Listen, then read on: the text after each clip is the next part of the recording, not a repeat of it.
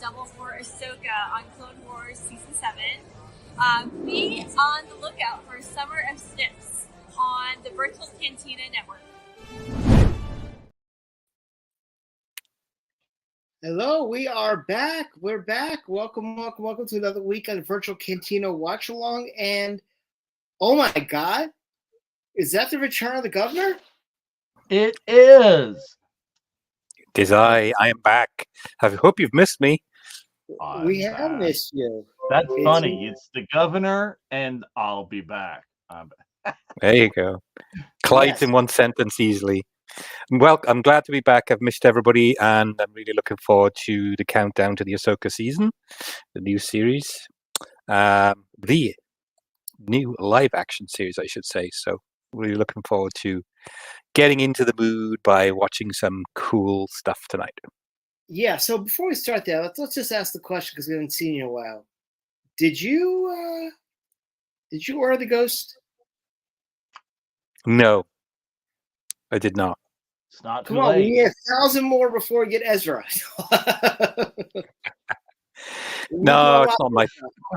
It's not my thing. Sorry. That's fine. You know me.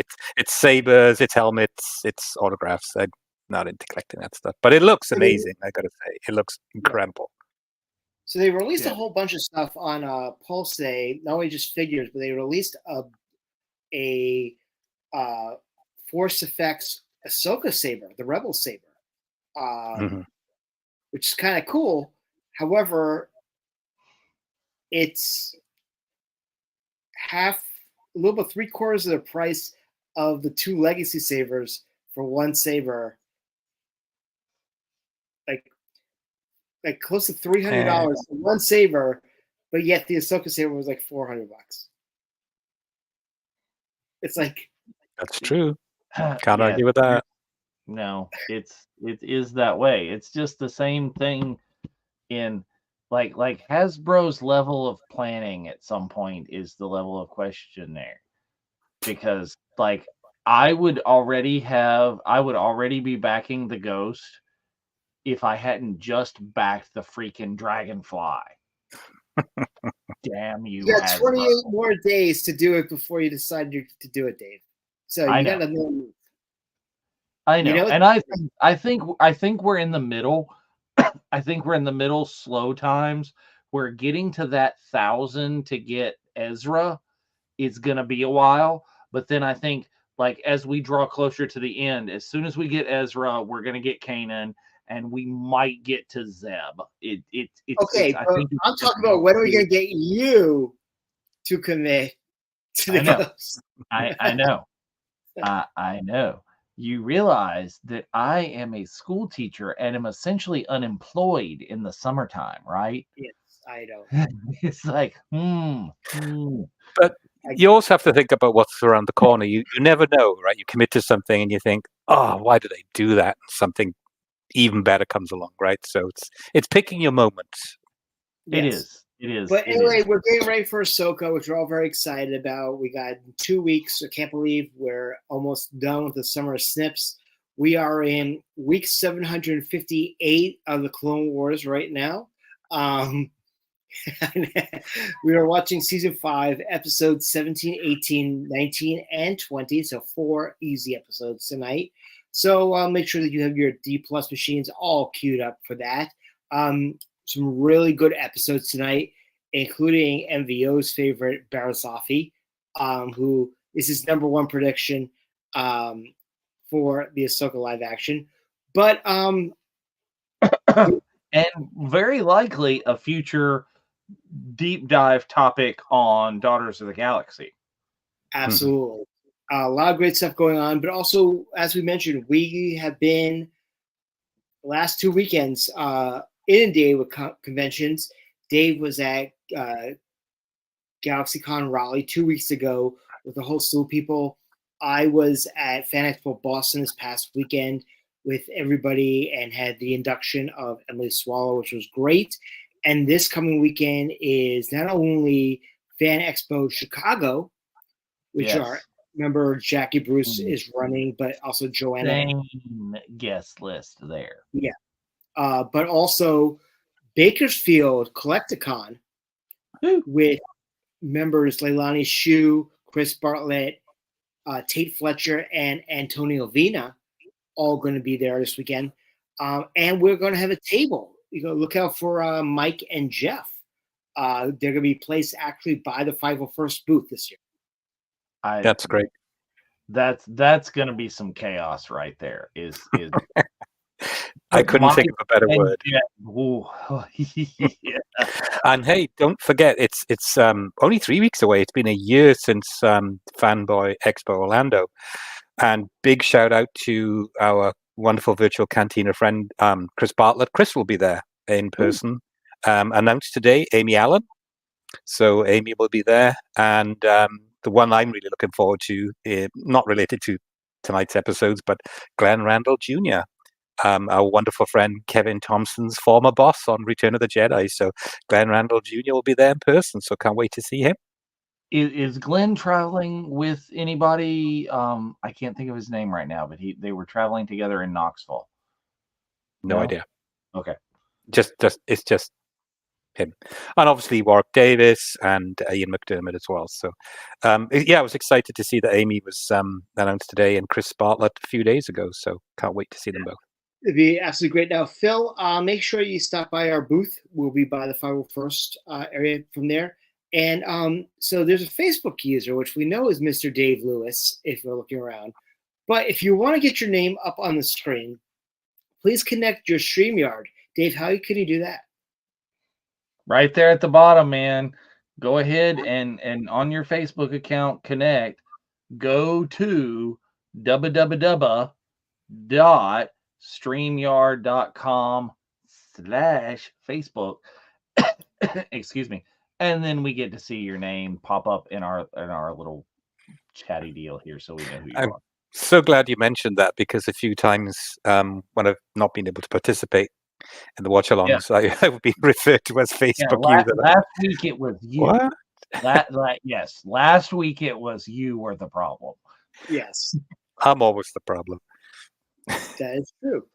So I can't believe, I just want to say real quick that we're 2 weeks away from, I mean, I hope everybody's seen all of the trailers for Ahsoka. And I can't believe it's been such a short space of time that we had those big reveals in London, and now we're just 2 weeks away from seeing everything that we had a glimpse of behind the scenes in London. So it's just super, super exciting. Very, very excited about that. And also the Star Wars Sith show with Tony Ruiz, I recorded with him last night, and he actually asked me one of my highlights of Celebration. I said, honestly, the Ahsoka panel and the reveal of Thrawn. I talked about the, we were sitting in the second row, third row on the right side of the screen and seeing one of our members bum rush the stage as Lars is walking off stage to get the first signature on his Thrawn figure. And we're all like, I'm fumbling for my cast piece. Like, I'm not going to get it out in time. But I know. Personal problem. But very excited about that. But also, there is a sale going on right now on TeePublic. We have a whole slew of new shirts going up right now, and we'll have a new slew in the next week. We wanted to put a little bit of time before we had the Daughters of the Galaxy. But yeah, so Dave, could you put one of the graphics? Working on it. Yeah. So that Daughters of the Galaxy got some great shirts right there. I got my Master T-shirt, which I'm very excited to rock. I think that will be absolutely hilarious and amazing to wear, either when you meet Rosario or Ashley. I think both will appreciate it. I wish I brought it with me to Boston when I saw Ashley. I didn't think to because I was wearing our new nifty baseball jerseys, which are awesome for con. Dave, I'm so stoked that everybody loved our jerseys at GalaxyCon. We got a lot of except my own personal child, because I Yeah. was matching with all of my friends. yes. Just I heard that she was embarrassed. And I'm like, you can match Auntie April. I'll give you one of my racers. No. Yeah. Well, did you give me more crap because the fact that you and Skip were wearing Flash shirts as opposed to VC gear? So we were both wearing Flash shirts on Friday. We were wearing matching Flash shirts because we were both meeting Grant Gustin that day separately. And but yeah, she was also giving us crap because we were wearing the our dark side jerseys on one of the days as well. It wouldn't have happened if I was there. Because they would have been Star Trek uniforms, which, John, I absolutely saw a Twi'lek in Boston wearing a Starfleet uniform. And I was like, oh my God, this is the best mashup I've seen. You have not a leg to stand on anymore, Notman, because Ashley Eckstein, her universe, now has Starfleet jerseys. Half her booth at Boston was Star Trek. Half of her universe booth at Celebration, and even Papatano was checking out the Star Trek stuff. So it's enough to drive you to drink. All I can say. Dear me. That's okay. I'll talk to Ashley. Hey, if Ashley shows up at the next lightsaber meet, her and I could have a conversation. That's fine. You can drink while you're hanging out in Cincinnati with Paul Bettany. So there you go. Hey, that's below the belt. Hey. I will say though, I was very impressed that they announced David Krumholtz, which is a name you do not see on the con circuit. You see him around. He was obviously in the Santa Claus and 10 Things I Hate About You. So he's been around as a child actor and an adult actor for a very long time. But yeah, so and is now blowing up in the summer movie box office. Yes. Right. Yeah. So a lot of good stuff. Oh, I'm so glad that Peter Cullen loved your jersey there, Dave. But yes, we are going to be watching season 5, episodes 17, 18, 19, 20. We will probably go straight through because there's no sense if it's a direct through, but we'll let you know when we're going to start. In particular episode as we go along, but keep an eye out for Virtual Canteen. You never know we're going to show up.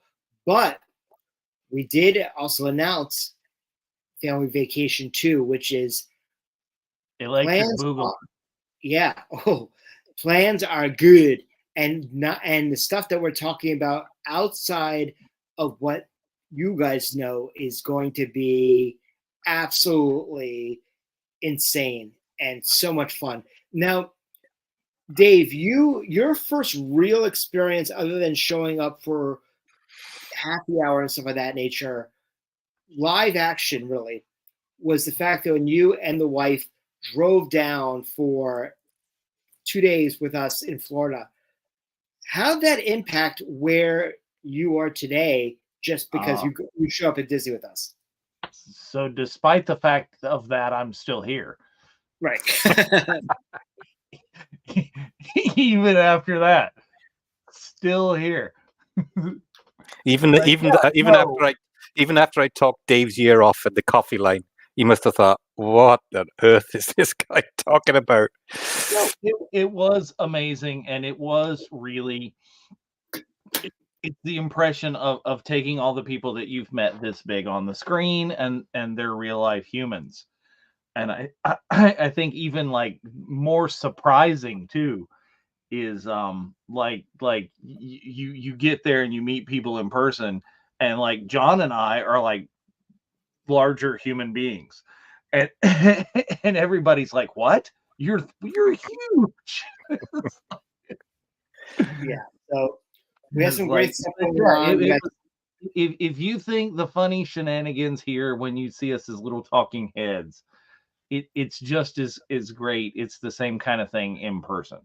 Mhm. Yes, and if you're not messing at cons or anything of that nature, we are we're that much crazier on the family vacation. So Yeah. very excited about the shenanigans. The shenanigans are going to be good. You know, the Yes. governor Hello, and hello, Anthony. hello, Anthony. The governor and hopefully his family are going to be joining us as well, which will We'll be there. absolutely- that'll be fantastic. Yeah. But we're gonna have a great time, and we're gonna have Yeah. you know, we enjoy what we do. And I wanted to give a shout out to all the new members that have joined. We had another influx. I want to thank Jessica Shea probably for that in the again. past couple of days. Yeah, more Haydenception. I will say that I actually did when I saw Hayden tell him that Jessica, the shirt girl, says hi. I purposely told him that. He's like, I was hoping I was going to see her here. But met up a whole lot of members, and also want to thank Dave because I got a really cool phone case that has a QR for the group. So anytime I saw somebody with Star Wars on, I went, here you go. I do that all the time. I saved it in my favorites on my phone, so every time people scan my phone, and that's the easiest way. The burial gown Padme. If you saw that cosplay from Boston, it was incredible. The girl beaded it. She looked. It was awesome. I hope it's 100,000 members because I know when I inducted Emily, I said we're on a march for 100,000 before Celebration Japan. So let's get to 100,000. Yeah, we had some great cosplays in Boston. It was great to see all the different family members. It was also great to talk to people. Excellent members that were also in cosplay in GalaxyCon Raleigh.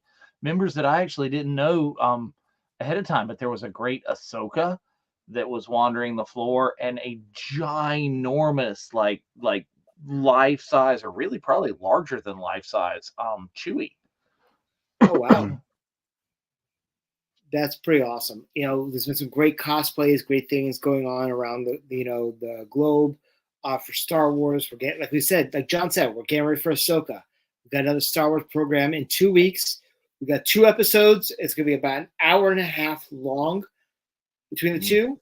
It's going to be amazing. So yeah, that night I will be up at 3:00 in the morning.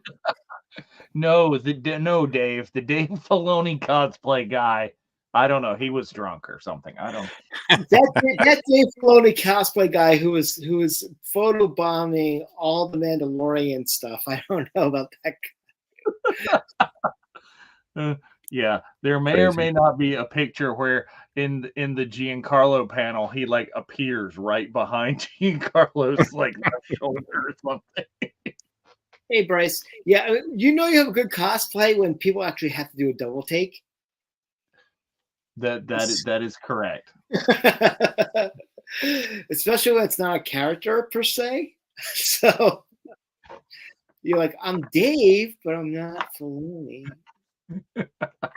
Yeah, that happened. Is I roll by like with the hat on. Hey, like this. And like literally one of the vendors, it was a guy that was selling amazing 3D printed Star Wars and other properties helmets. And I walk by, and you can just see the dude go this and then this. I mean, it's literally like that moment. And then it's just, oh hey. Like, that's great cosplay. Made me have to look twice. You know, you're a little bit taller, and Dave Filoni's hat's a little bit wider, but so Dave wants to know. He suggests that Dave Filoni at next Celebration should cosplay as Dave O'Neill.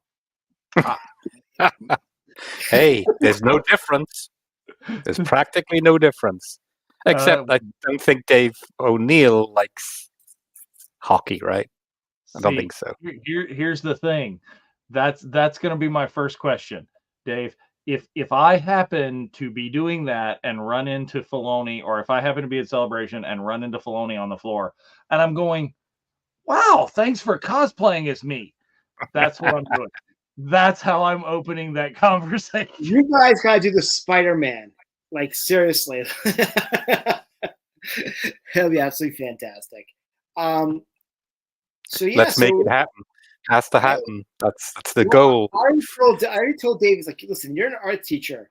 You know that Filoni, when he autographs, draws snips. Start working on your snips drawing, so you can actually cosplay, like, literally be like a doppelganger. Or whittle snips in origami and say, look, can you do this? Yes, it'd be absolutely fantastic. But all very exciting things. John, what have you been up to? We haven't seen you in a while. Oh, not a lot, to be honest with you. Just missing the con scene. There's not been a lot in my part of the world. Just looking forward to the start of this new season. To be honest with you, just keeping myself busy. But what I do want to say, based on what we were talking about a few minutes ago, if you haven't been on any of the family vacation, if on the first family vacation, you don't want to miss this one. I mean, if you've looked at the itinerary, just that alone is unbelievable, right? So it's going to Scum and Villainy, hanging out with a bunch of scruffy nerve herders at Galaxy's Edge in Disneyland. Those two things alone will make this entire vacation worth it. So if you haven't been, highly recommend it. It is so much fun. You'll make friends for life. And, depending on how deep you are into Star Wars, what you like and what you don't like, whatever it is, you'll find friends, you'll find, adjacent interests, etc. So it's well worth doing. The first one was amazing. This one it's going to be legendary, and go big or go home. But just hope that you all can make it. It's going to be an unbelievable time. That'd be great. And we always talk about, like, our events, our favorite event is always the next one. So we're excited about this. We're excited about what we're going to do. We're excited about, and I have to say, we're already planning for the one after that too. So we're already pretty busy quite often. Dave Lewis was talking about how much the characters and people loved his racers. Oh, wait till you see the Cali Racer. Cali Racer are really good. The Cali Racer will go on sale after the first of the year. Will be available for those who are not on the trip as well. We'll have that very much public, as we have for all of our racers. But if you are able to get one of the 70 golden tickets to go on the main trip, know that your ticket does come with a T-shirt of the event as well, which is great. You get something from there. But we also have public events as well. So don't worry about if you can't make the full entire thing, but you want to hang out with us. Come to Skull and Villainy, come to Disney, come to Biggs, meet up with us at Slate in the Bay Area. We'd love to see you. We want our family members to join us at various parts of thing. I assume there'll be another family vacation. Yes, that is correct. Facebook user. So much to look forward to. I mean, 2025, Japan, incredible. One of my bucket list countries to visit, to be honest with you. Okay. So I'm looking forward to that. Trying to save all my pennies to go. Have you committed yet? I committed as soon as it was announced in London. I had the text from the family saying, we have to go. I joked about it. I joked. You'll see the interview tomorrow on Star Wars Sith. But I joked about the fact that everybody stood up and you and I looked at each other like, well, I guess it's Japan. Mm-hmm. We didn't stand up. We're like, laissez-faire about it. Like, all right, whatever. It's normally me dragging the family along, right? But this was those two texting me saying, Japan, you're going, right? Like, I guess I am. That's kind of the way that my family is pushing, is looking towards this one as well. It's like, celebration? You get to go to Japan? April's family is too. Yeah. Her kids are like, all three of them want to go now. Yeah. Well, I know they've got an interest. At least one of them has a big or deep interest in Japanese culture, so that makes a lot of sense. Right. Well, we had to stop at a squishy stop after lunch in London for somebody. Yeah. But anyway, we're going to be starting up with the episodes in the next 5 minutes or so. But very excited about everything that's going on, and glad everybody's going out there and having fun at cons again. I mean, I know it's crazy. Boston Con, actually, for the most part, there's a couple of actors that they did not provide 8x10s for, but they had signs at the booths, 8x10s provided by Fan Expo Boston. So they had there. And actually, which was kind of interesting, at Emily's table, first and foremost, so she's doing something for Voice of Cancer, and she's giving away a 3D printed hammer. And on the banner, it says from the Mandalorian, where she put a piece of paper over the Mandalorian's name over there and wrote something over it, just so she's not advertising anything. But one of the 8x10s they put on her table was actually one of the shots from Entertainment Weekly that they shot in London. Yeah, that's right. With the purple blazer. Yep. Yep. So see, that's what we need to do. Is the next con that one of our celebrity family members is going to be at, we need to like take a screenshot of them on our show and just like slip it as an 8x10 on their table. Yeah, see, it's great. Or just put our watermark right on it. It would be absolutely fantastic. Virtual Cantina Hall of Fame member, right there in the corner, right there. It'd be fantastic. But I also want to point out that if you go on our page right now, I actually posted the induction of Emily, the video footage of the induction up on our page. So take a look at that. Thank you for being on all our shows. Talk about what kind of person she is and how she wanted to be there for Tate. After Paz Vizsla bit the big one, and she wanted to be there to give him his dues because she had her cast members, which is pretty cool. But one thing I thought was actually kind of funny, and I'm not a Supernatural fan, but evidently when she does do karaoke, she ends her show every time with Kansas's "Carry On My Wayward Son," because I guess that's the theme song of Supernatural. So she has the whole crowd singing that. She's like, yeah, we're going to sing a song from a show that I'm not allowed to talk about. What's up, guys? I'm Emily Swallow. If you're looking at this, you're watching the Virtual Cantina Network. This is the way. Exactly. I remember that well. Yes. So there's a great video. Rest assured, if you guys are nervous about going to cons during the strike, the talent, the celebrities, the people out there are doing their dead level best to both support the strike and support their fellow actors and writers and the directors aren't on strike, but they're there to support them, but they're there for us. They're there for the fans. They're trying to make the best of it. Like Spencer said, the cons are providing character photos. They will sign anything of any character or whatnot, within reason. It's not that's like offensive or something. Don't like put your nasty Photoshop things of Katie Sackhoff out there.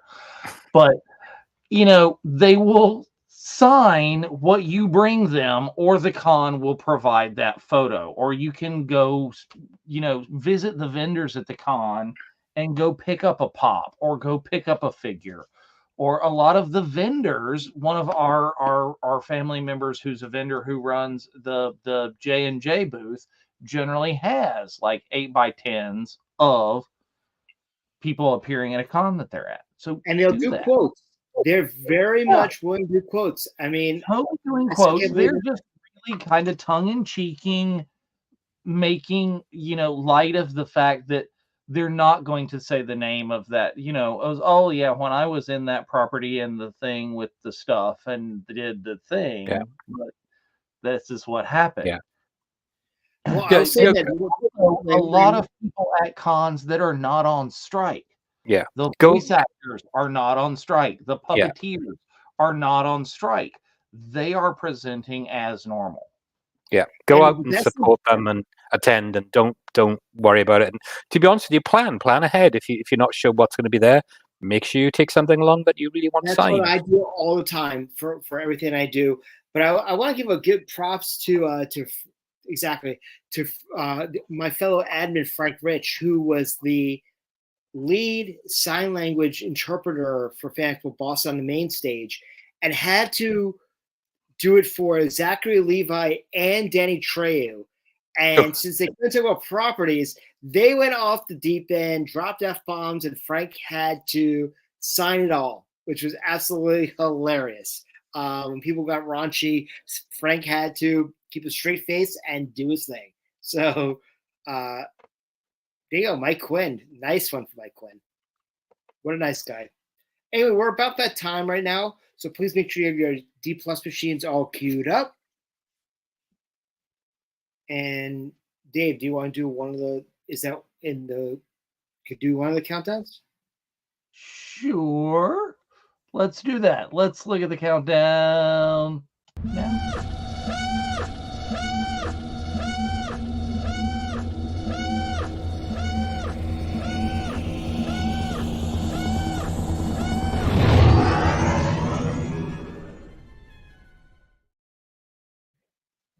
So we are at episode 17 of season 5.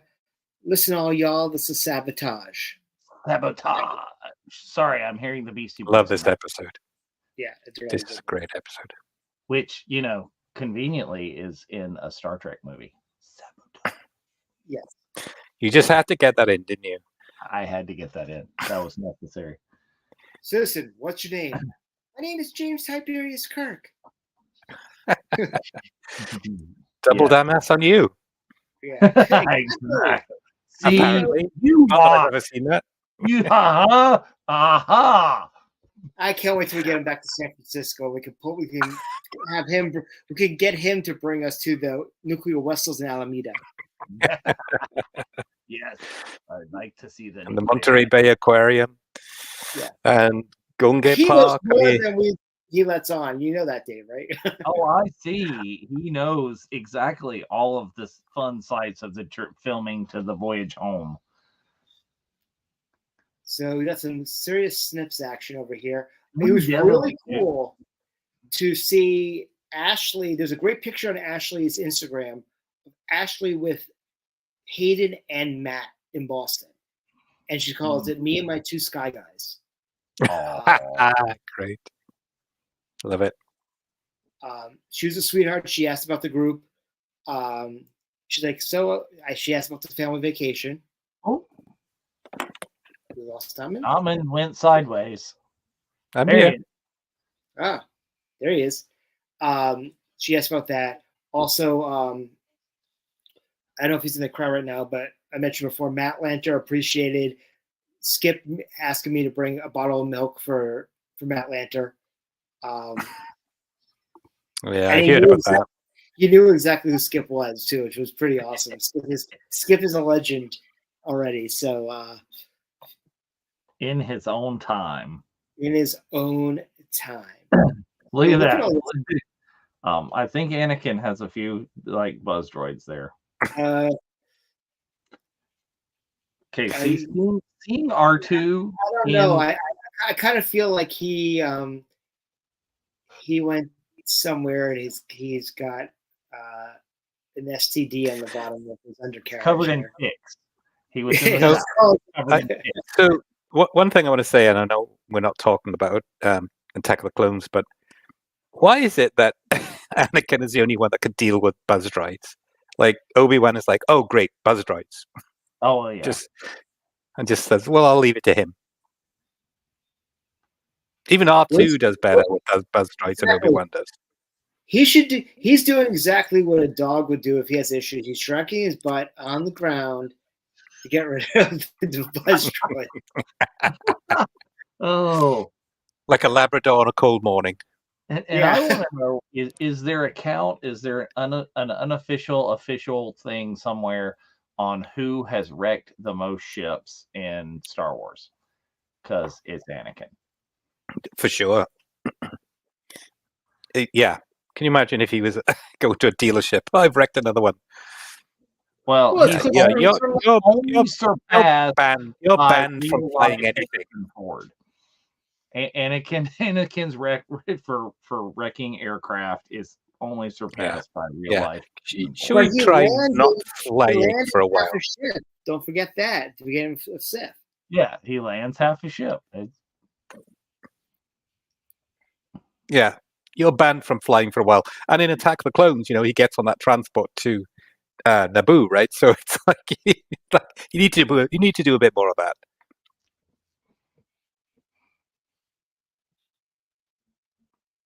But also don't forget, when he gets his lightsaber chopped in half on Geonosis, he's like, not again. Master, everyone's going to kill me. Yes, Facebook user. That's the governor. He has returned. It's Carl. Facebook user. Yes, Return of the Governor. StreamYard.com. Yes, put your name in. Facebook. Well, why is there always black smoke coming from the Jedi Temple? Like on the reg? Like They keep leaving that toaster oven on, I swear. See, here's a thought, right? So if Anakin loses a lot of lightsabers, right, and his lightsabers get destroyed, like, do we really see him with a blaster that often? Not really. I So don't maybe a think we blaster do. would be it. I think No. he's just become really adept at building new lightsabers. Which I guess makes sense because, like, very shortly coming up in other episodes of the Clone Wars, like, he crafts Ahsoka's new ones himself. right. Is she doesn't build those, he does. The flat ones. Yeah. Do you have to find a new kyber crystal each time? I would imagine so, but the problem is, do you believe a Jedi could do this? See, I don't know. sorry to sound super critical, but I have a problem with Yoda. it I don't know. It just doesn't look right to me. There's something about it. It's off. But there you go. Sorry, minor complaint. Filoni, get your act together. Looks like a punk version of Yoda. It doesn't look like a wise, wizened. Yeah, Jedi Master. Like, I like the Clone Wars, the stylized Yoda, but it's not my favorite. My favorite is the 2D Clone Wars, like super stylized, cartoony, ridiculous Yoda. I love that one.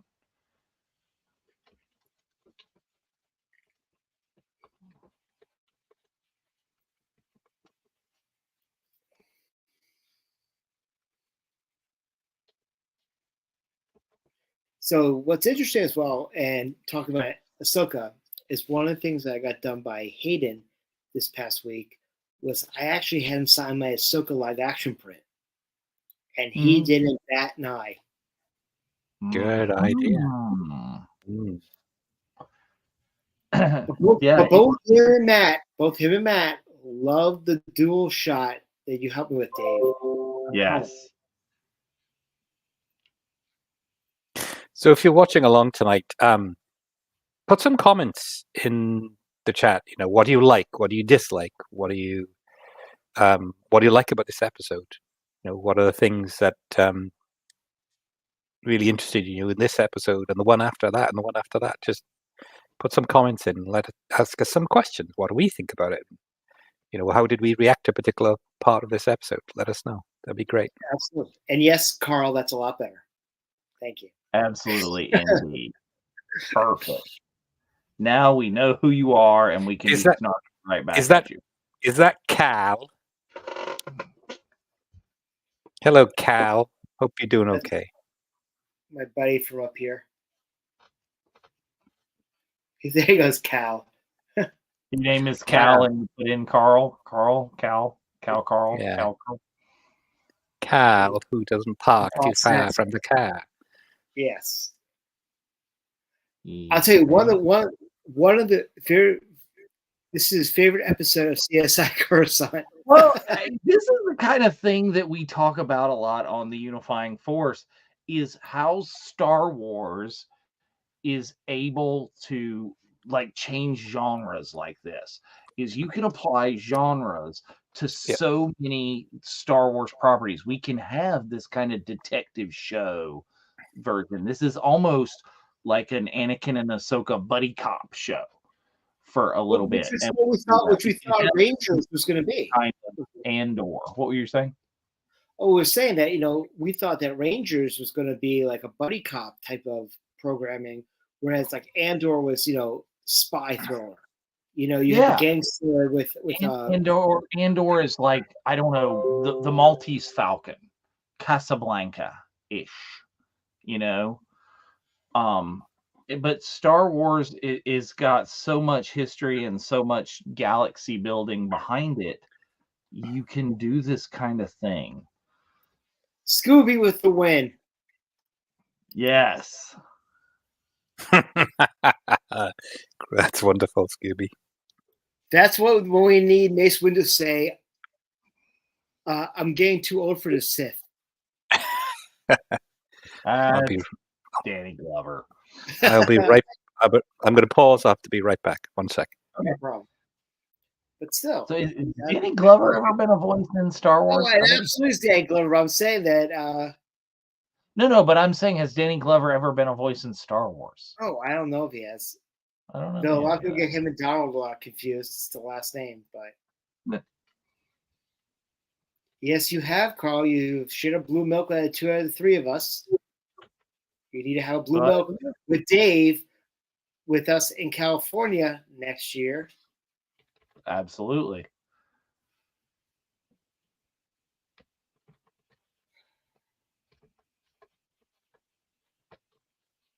So if you're a fan of Tara Strong, who does Bubbles from Powerpuff Girls, as well as the voice of Miss Minutes from Loki, there's a great Instagram with her, with Richard Horvitz plays Zim, Vivian Lyra Blair, and Emily Swallow, all doing their big lines from shows in a TikTok. It is pretty hilarious. And she's a My Little Pony, isn't she? Is she Rainbow Dash? Which pony is she? So. She's a pony. Bronies? Anybody? Bronies in the chat? Nobody. Temple Guards get a ton of screen time in this arc as well. Yes, they do. Yeah. I mean, this really is. This takes a lot from like CSI Las Vegas. It really does. It's like we're inside and we've got like laser blast trajectory markers and.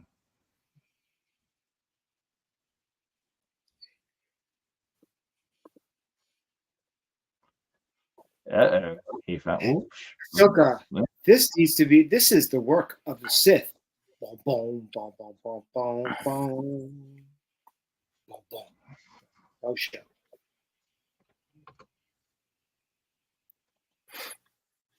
I love last week when we were watching that we saw Huang help with the kyber crystals, and the doctor is coming back to do the voice of the live action Huang.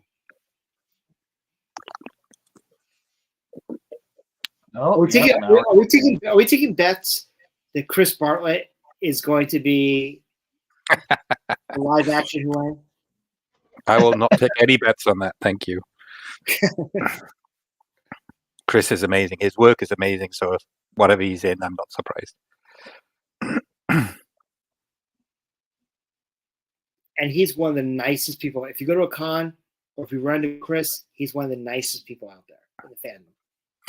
And one of our other friends, Diana Lee and Sonato, will be in the new the upcoming season of Ahsoka. So it'll be great to see how her character unfolds and her storyline.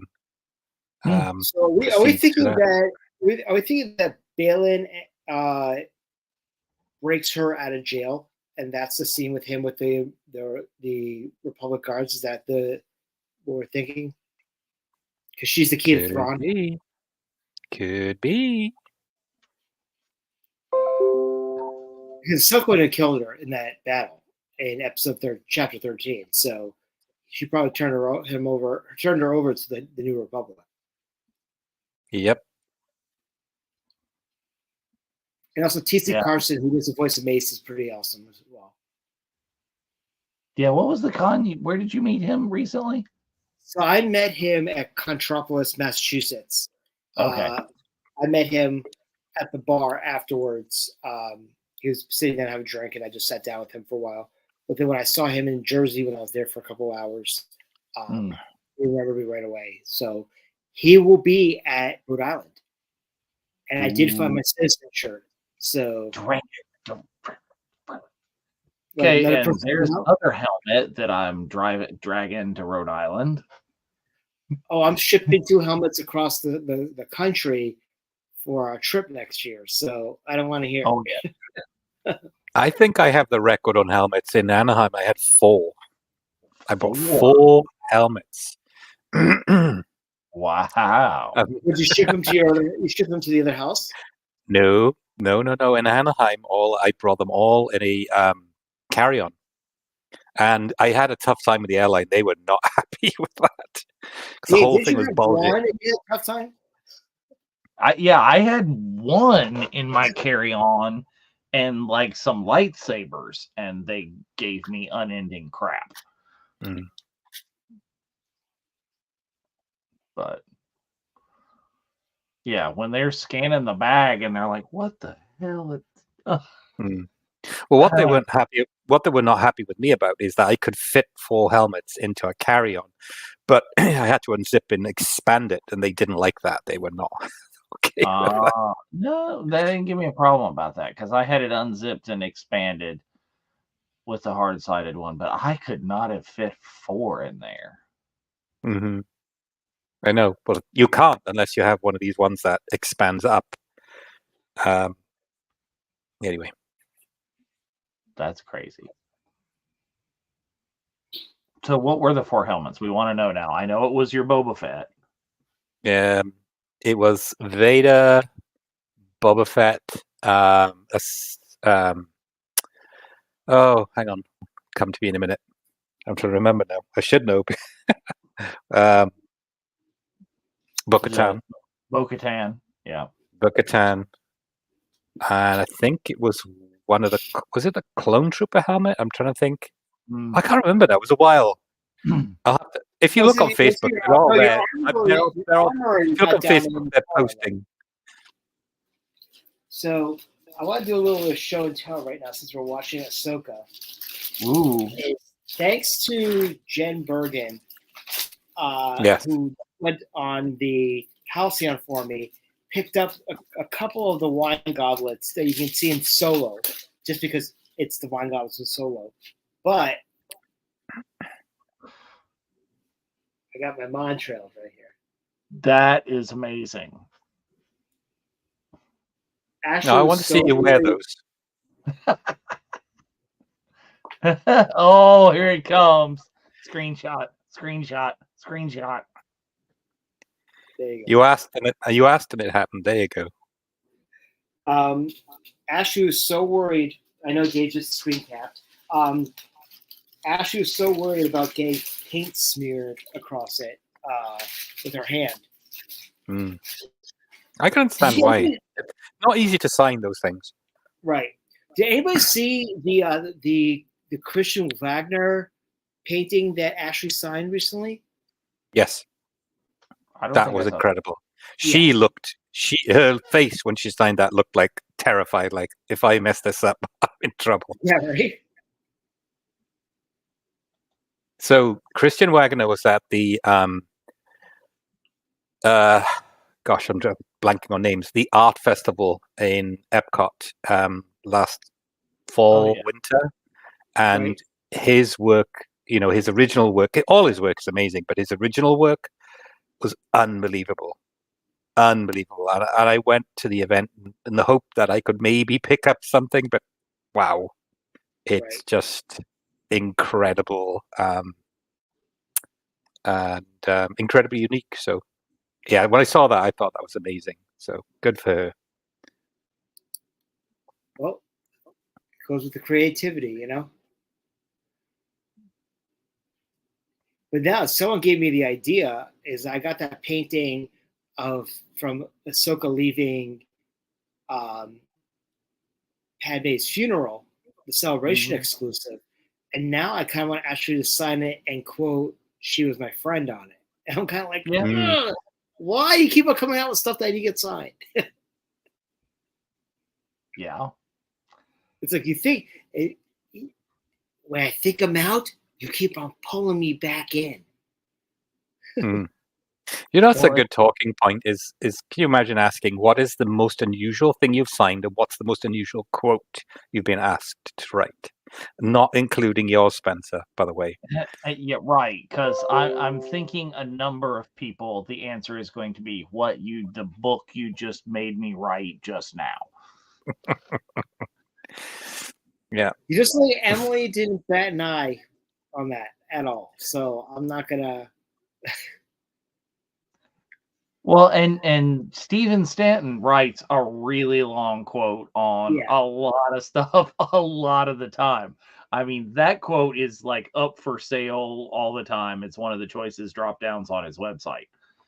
Right. So I think it was Matt Wood in Anaheim that said no quote, and I was like, nope, because well, that's a first.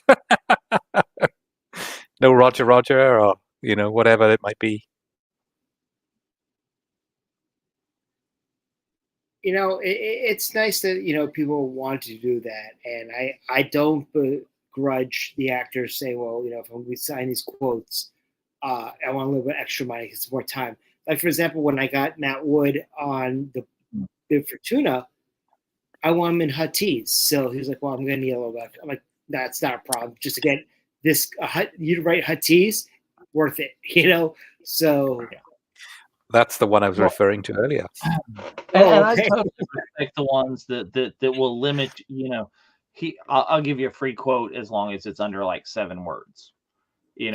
Anything beyond that is a thing. But it was sort of like with like I had a little bit more on what I want Vivian to write. She's like, well, I can only do like Make Me Float or it's people in itchy clothes arguing. I kept set as boring on it. And I was like, that's fine. No worry about that. Some actors were like Emily was like, yeah, I'll do whatever. I want you to have a good experience. So.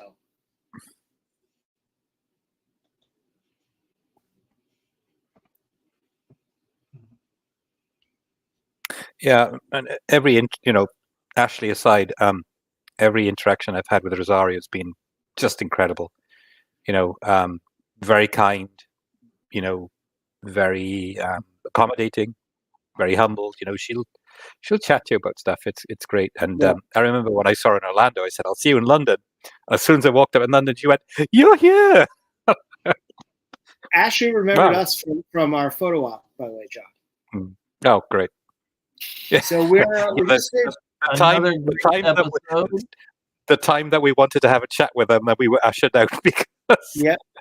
So we are 5 seconds away from episode 18, The Jedi Who Knew Too Much. Yeah, just go ahead and click through if you're on your browser. 5, 4, 3, 2, 1, play. And hello, MVO. Hi, Mark.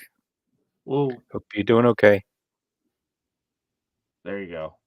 We're approximate on our little timer here. I think I'm off by about 5 seconds, but for reference, down there, over there. Yep. They're going through. Don't skip the preview. They're telling you what happened in the last episode. Like I said, here's spy thriller novel. Saboteur. So once again, we're thank you very much for joining us on the Summer of Snips. We've had a lot of incredible programming. First episode was great. Someone called it CSI Coruscant, Mark.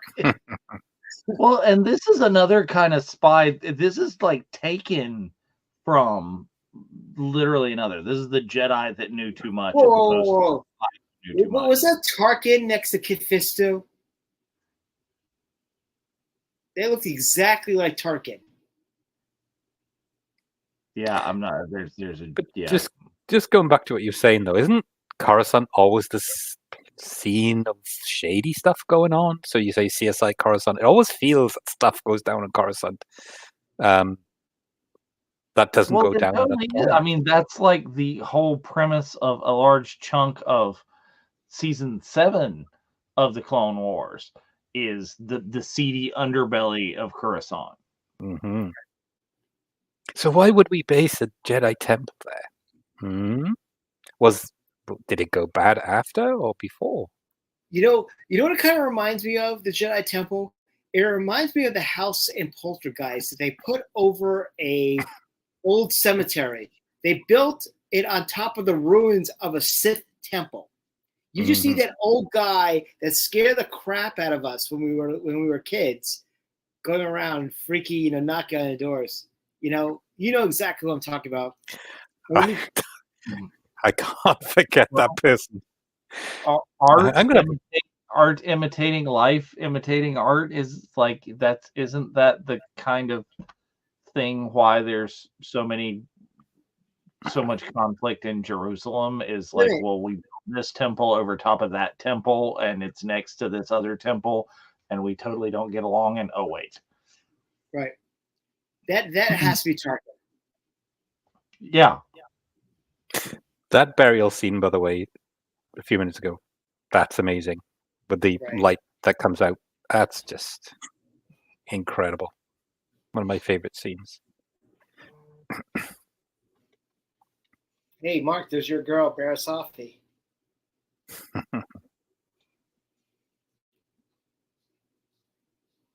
They're quiet, but they listen. Friend for now. Womp, womp, womp. You see, you got Tarkin there, you got Anakin there. You need a blue chiss to be staying right next to them. Too soon? A little bit. 2 weeks too early? So, this is the Jedi that knew too much. IMDb rating 9 out of 10 there.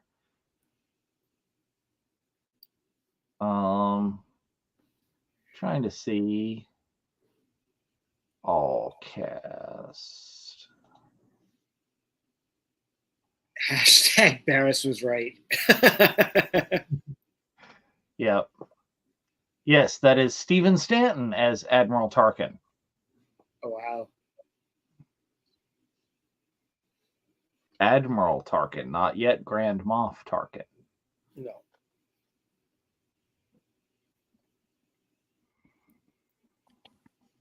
What I love about this, well, not just what we're watching tonight, but these entire seasons, is there's so many voice actors that get introduced into, that play regular voices, but then they play cameo voices. I was reading today about Mark Hamill voicing the part where in Empire Strikes Back, where it says the first, what is it? He says the first thing is away, the first convoy is away, or the first, that's Mark Hamill. That's his voice. Yeah. Well, and Mark has appeared in Star Wars several other times as like other characters. What's the name of the character that gets offed in is it Force Awakens or is it Jedi? He's in Last Jedi as the drunken little character on Canobite, but he's also a Mandalorian. He is the droid bartender in Mos Eisley Cantina.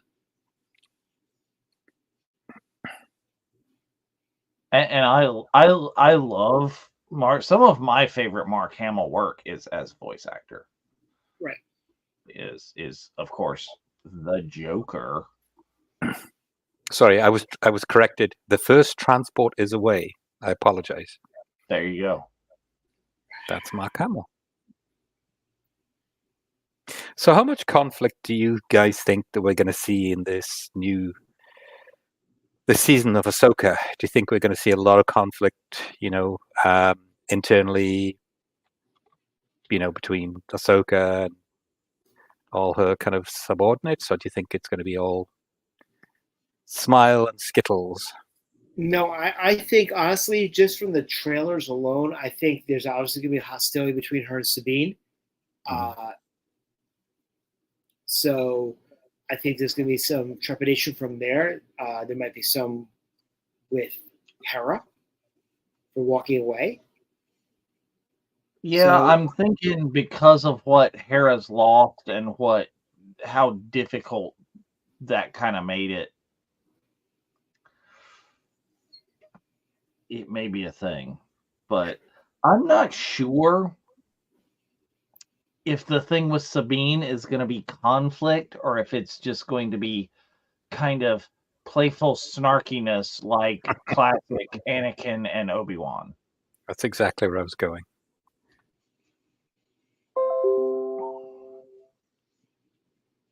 A little bit of one-upmanship, I think, probably. Yes. Lonnie, that's Ezra Saber. So yeah, and you know, I've been bucking for. I know that MVO. I know that Mark's in the chat now and doesn't support me. But I'm going for Sabine force sensitiveness. Is that she really has been all along because of the ease with which she wielded the Darksaber. But she had to be trained because remember that Kanan did tell her the whole thing, don't fight against a saber, you know. Completely, but we've seen since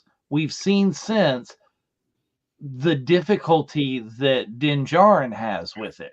Right. And the ease to which excuse me, that training took for her. It was Kanan had to say it and boom, she got it. It's like let the force flow through me. Well, I can. It's just like easy now. Well, don't forget also, you know, you could throw that in the same thing with Finn. In Force Awakens, with the saber, he was able to match Kylo for a while holding the saber. So, I completely think that the original storyline. In the original storyline of the sequel trilogy, that there was going to be way more of Finn and force sensitivity. Yeah. Wait. So there we have Ahsoka. I know that Jeff's going to kill me, but the wand doesn't always match the wizard. Oh yeah, Jeff, not the Potterhead. But those can wield the Darksaber quite easily and be at ease with it. Those can wield a regular lightsaber. Oh, what? Shocker! Congratulations! I think that's where we're going. I think it's going to happen. I think there's going to be a discussion on a future episode of like the unifying force of does a little bit of the force, is a little bit of force sensitivity in all of us. Is it, you know, it's in the rocks and the trees, and we know that it's the tie that binds the universe together. But can everybody manifest it? You know, like Broom Boy it's one day, am I going to be able to like call the remote to my hand? I don't know. Say it. Because, you know, we try. Or do like Ewan McGregor and go to the grocery store and just go with the automatic. I do that all the time anyway. So, hello, Peter. So you're being interrogated by Tarkin, like, damn. Yeah, but he doesn't like bring in the sodium pentothal droid this time.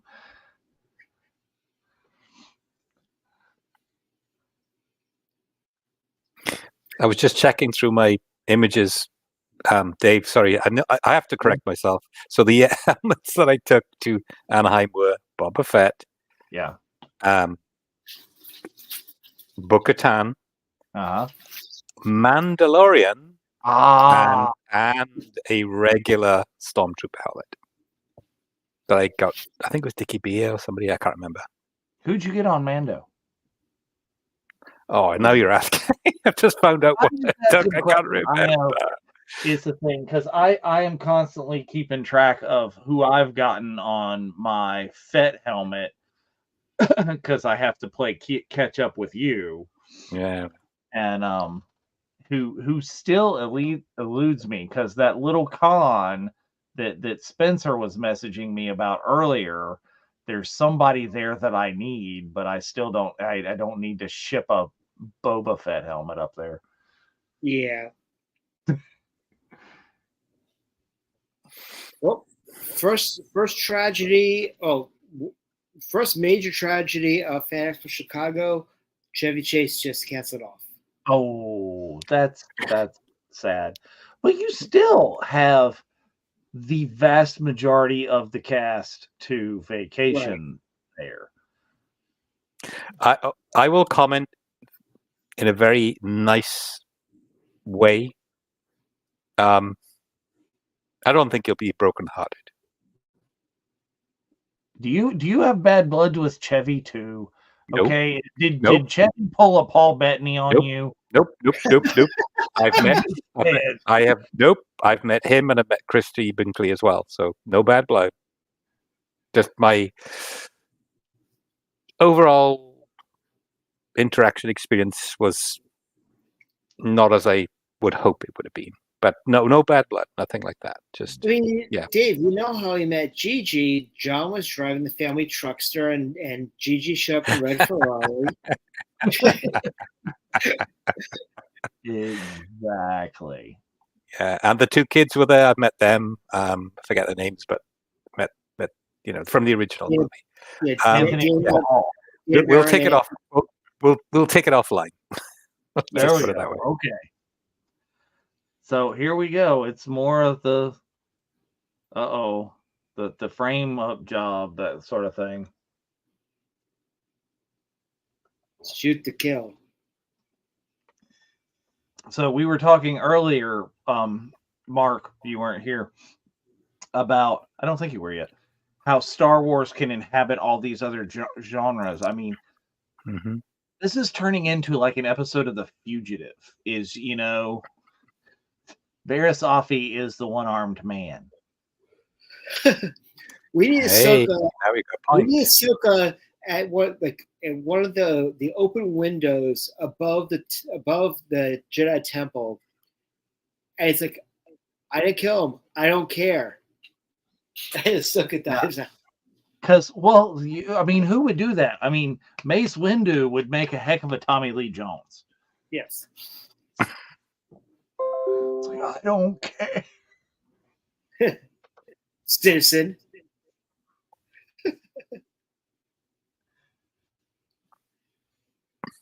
Yeah, it totally is. It's a fugitive vibe, running from the troopers and the hiding and this, and it's like, oh no, the realization that you're being framed, and all of these things that keep happening to you just make it look worse.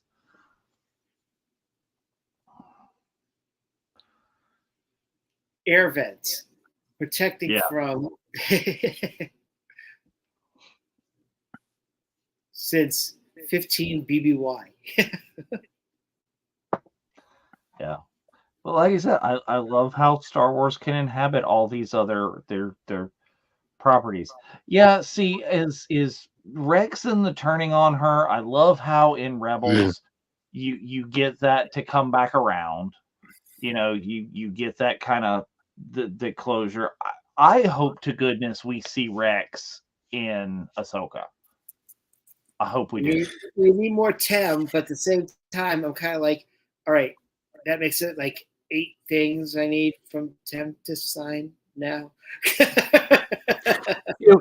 Well, here's the thing: we talked in prior to new series being launched, and whether it's Mando 3, Mando 2, whether it's Book of Boba Fett, whether it's Andor, we speculated about what might happen and what surprises we'd see. So I don't know, I don't get that feeling with Ahsoka that we're in for like huge surprises. Like Mandalorian would always keep you guessing. Some, maybe not so much with Book of Boba Fett, and it really didn't keep me guessing at all, but I just don't get the feeling that I think Ahsoka will do it. I think it'll be an amazing experience for all of us, but I just don't get that unveiling, when something we've not seen before kind of vibe. Well, I mean, if it's source material from Dave Filoni, right off the bat, so you're figuring he knows his characters and the storylines better than anybody. Right. I agree with he's you. going to give us Easter eggs. Whether those are surprises, Yeah. I don't know. I think the storyline will be the biggest joy that we'll have, right? I don't think it'll be unveiling. Sorry to use probably a bad example, but it's not going to be a Baby Yoda kind of moment, right? Where what is this? It's going to be more the storyline. Where is this taking us? And it's true. I think they, if they wanted that, they should not have revealed Thrawn, the actor Right. for Thrawn, Exactly. at That's Celebration. If they had left that to the show, that would have been a Baby Yoda moment right there. Yeah. Exactly. So we'll see what happens. I still can't get over that moment that he walked out on stage. It was unbelievable. It was just. Well, when we saw his face in the director's cut of the trailer, we all went nuts on that. Mm-hmm. You went, wow! They got Elon Musk to play through. No. We talked about that a little bit on the Star Wars Sith show. How I wanted Benedict Cumberbatch, but Lars does the voice. Perfect. Perfect. Yeah, it's perfect. Ooh, that's good to know. I don't know that I have the original saga on Blu-ray. I never really adopted Blu-ray. I agree. I would say the Thrawn reveal. So that was our speculation going back to Anaheim, that we thought that the Thrawn reveal was going to be the big announcement, and they held off another year. They gave us Sabine. Okay, that was great. I would say for me, Celebration was the Thrawn reveal, and then also seeing stuff about Acolyte and Skeleton Crew. Those were some big things for me at a Celebration. Yeah. I love, just from watching at home, seeing all the Acolyte love, and huge for me was Eunice in the Acolyte. Yeah. Right. Yep. Exactly. It was great. I mean, to see a universe that we all know and love and are part of just widen. It was incredible. And I agree with you, Dave. I think I don't want to pick favorites, but the Acolyte panel definitely for me felt just great. It was you could feel the passion, you could feel so much love and time put into that. I've said it before. I said it on our CNN shows, like live during London, is you can't beat when you have a cast that a member shows up in cosplay as another Star Wars favorite character.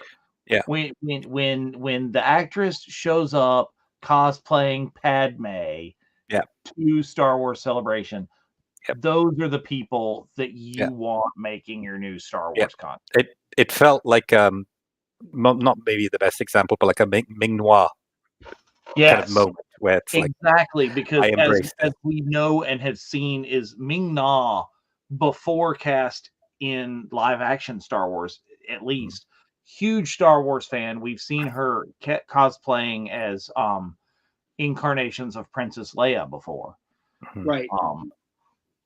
Huge Star Wars fan. So that's really the kind of thing. And that coincidentally was one of our big moments from GalaxyCon Raleigh. Ooh. Yeah. Okay, wait. Back to this. They're in the tunnel. Yep. It's right there with water. He should say, "I didn't do it." Anakin says, "I don't care." There you got it. You got your fugitive moment right there.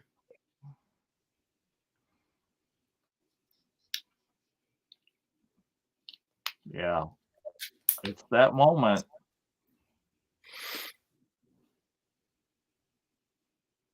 Those clone troopers. Uh-oh. You gotta I'll trust get you in me. the end. Well, did she just try and use an Obi-Wan force trick on it? I know you do.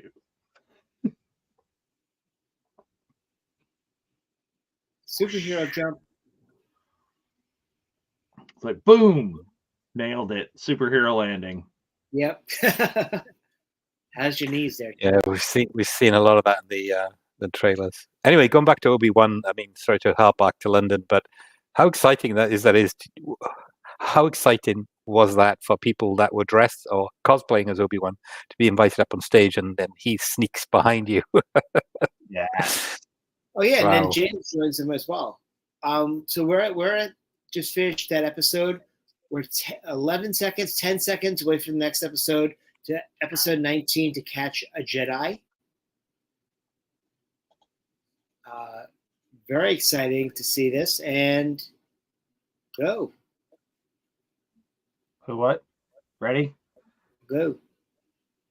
What did you say? Go? Go. Go. Go. Hit Okay. play. Okay.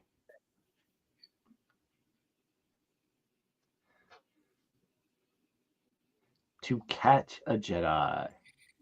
Never become desperate enough to trust the untrustworthy. I just love the fortune cookies. I wish that there's got to be something somewhere that like just On has Naboo. ooh.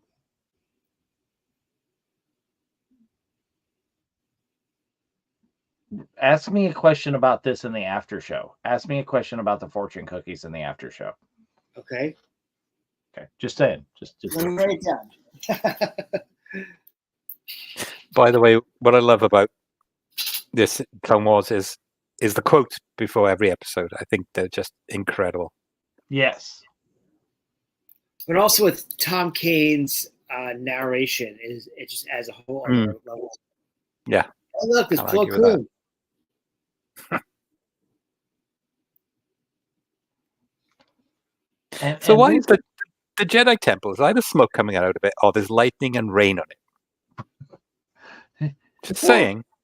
and just the council is always just like sitting around there with a couple of holograms doing nothing. It's like, I don't believe Ahsoka could have done that. Well, why don't you get your little butts out and like go Yeah. find her? It's like, could we have like let's go look. Well, we know Cal Fisto is at a strip club and he's just dialing out on Zoom, so we see in the footage. And the shroud of the dark side has fallen. Well, I know apparently, according to law, you can't see that, but like, wasn't there any signs? Didn't you? You know, it's like David saying, it's like you're all wise and all knowing. You don't see anything to put any patterns together or anything. It just seems And here you go. Is Mace Windu not trusting the Skywalker? Here we go. And you know it's gonna happen. With all due respect, means screw you. I'm going anyway. But Yes, you will remain behind while we take care of this. yeah, exactly. It's like, could you have just like gained his trust and taken him with you? Couldn't I just drive you there? Whole separate way that could have gone down. Mm-hmm. But then, of course, you got to use. I'm not sure. Let's see if I look up this episode.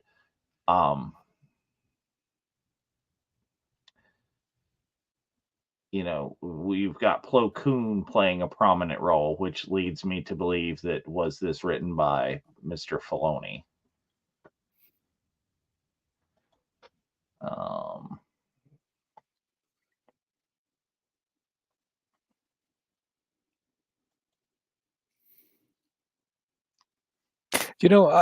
I think the Jedi Council look upon Jedi or Jedi Masters as being ambassadors, right? So, as Yoda said, a good relationship with the Wookiees I have, or whatever the quote is. And I think they don't feel that about Anakin. It's like he's not ambassadorial enough. He's not, what's the word I'm looking for? Calm enough? Possibly. Nope, not written by Mr. Filoni. This one, the writer credit is George Lucas and Charles Murray. Directed by Kyle Dunleavy. You're Oh, consorting yeah, with I'm so glad you're safe. Okay, Barris. Mm-hmm.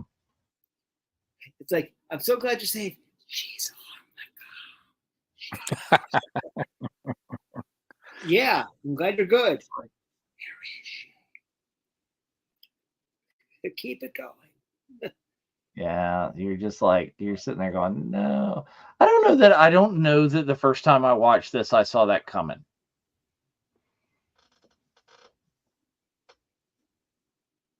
Ooh, she's got a joint. Uh-huh. Okay, you're Your boots, your jacket, and your motorcycle. Wait. yeah, right. I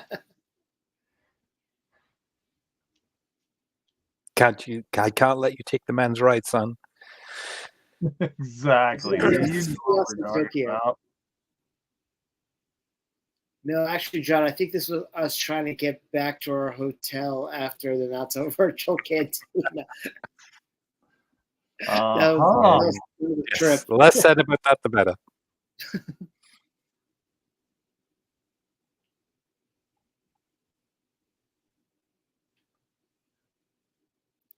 No ticket.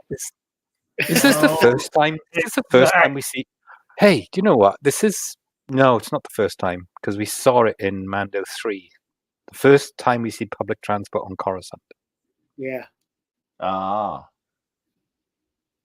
Yes, this is a total no ticket section. Is that all they're worried about? Tickets. Right. I like the fact they had the bits set. Force push, okay. Force choke, dark side. Oh, there you go. Ooh. Roswell Grays. It's like, oh, you ain't got nothing, brainhead. Tuck and roll. I like the addition of like the snake being. Oh snap! My hood's up. Can you imagine? Most of these people are on their way to the cantina, right, on Tatooine, and they're the like, evening has been ruined by the rogue Jedi, right? Yeah. Fried the elevator. Uh-oh.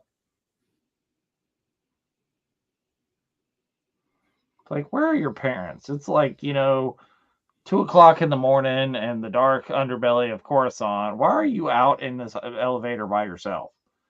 Somebody called like Twi'lek Protective Services. Kind of remind me of, remember in Superman when the kid is playing on the banister at Niagara Falls? Mm. Oh, I was thinking of like Men in Black, where Will Smith sitting there going like, it's 2:00 in the morning in the middle of the ghetto, and it's got like nuclear physics books.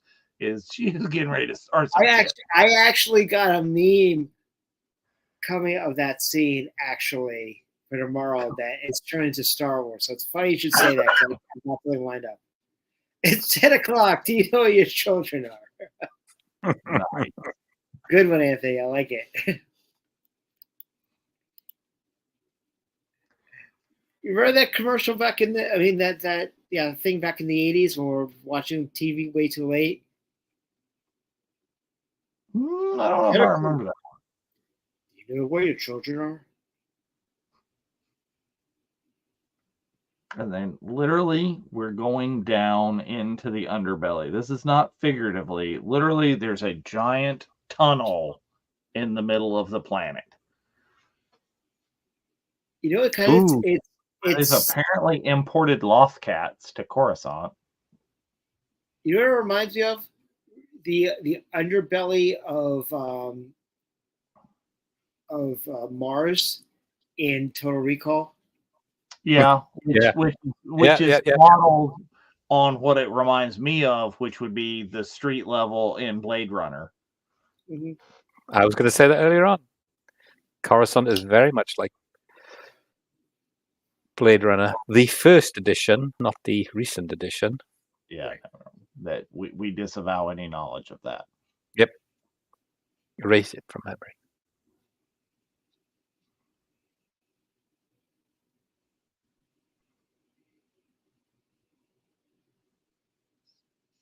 It's also like what we experience and observe on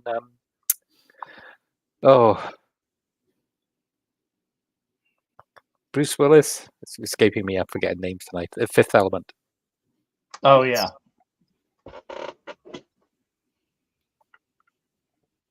Well, I have one of my accounts for StreamYard, John.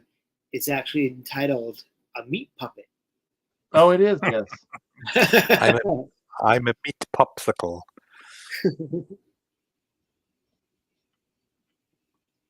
I like Ventress's Yeah, helmet. funny. Like, is this where she gets the idea for "I'm no Jedi" from Ventress? Because she's still saying I'm still a Jedi, and Ventress is like, not really.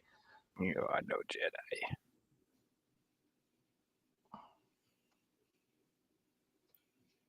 If you, See, she would have been in Slytherin if this was Harry Potter, right? You know. Oh, I'm just like, I don't know why this surprises her that there's a traitorous Jedi, because is she not the disciple of a very famous traitorous Jedi? Ashley's working on a very good print of Ventress right now for somebody. I agree, Peter. I think Fifth Element was a surprisingly good, like funny, campy, like standalone sci-fi. It I think was. it made fun of the right things. It was true to the right things. It's how you do that. Killed off Luke Perry in the first 5 minutes. You know. That's true. Uh-huh. It's like you can't just sit there and be patient behind that like your master Obi-Wan. No.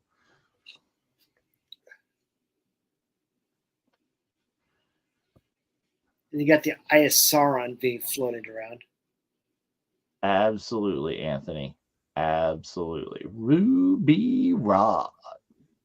Mm-hmm. Excellent performances. And, you know, in my heart, Bruce Willis can do very little wrong. Very little. You see Cop Out? No, but I've seen Hudson Hawk. Okay. Don't diss the Hawk. was, What's that other one he did? Was it something about? Gosh, it was really bad. Was it about monkeys or 12 Monkeys or Make a Rising? I think it was in 12 Monkeys. Yeah. At least we say about that. There's what's the other one that he's like a hitman that's in retired or something, and there's somebody else with it. Oh, yeah. Paul Rudd or something. I know what you mean. I can't think of it, but yeah, the thing about Fifth Element, it has such really good actors if you think about it. You know, with Ian Holm, Bruce himself, and yeah, and they're all not really taking it seriously, which I think is one of the things I think really makes the movie.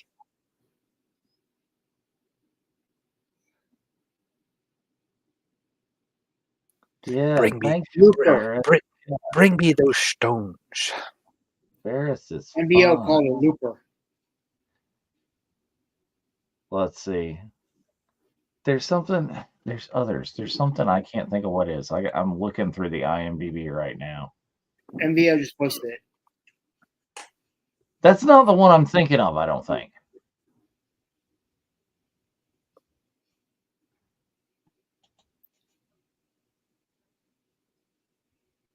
I think the one I'm thinking of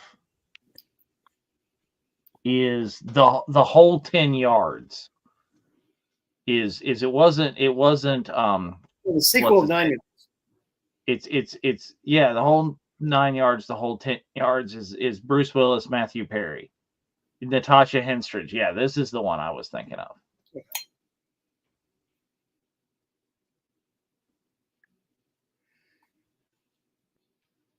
Uh-huh.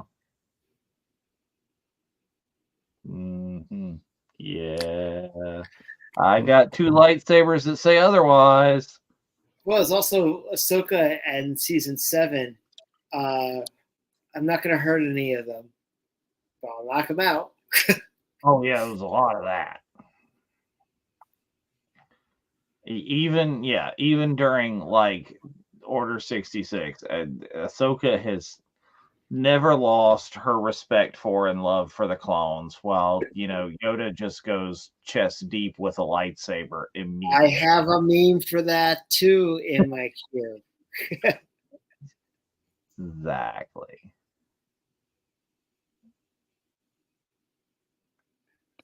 Okay, why would you call and say I had her but I lost her? Do you realize you'll get demoted for things like that? This right here is all Terminator. It's like kneecaps don't count. Right. It's like I can lightsaber them in the kneecaps, but that's okay.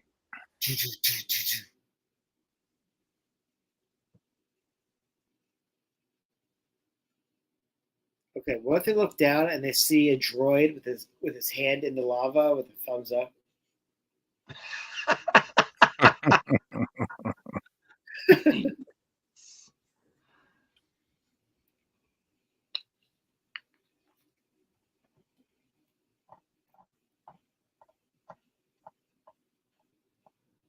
That's really cool about Dark Disciple there, Anthony.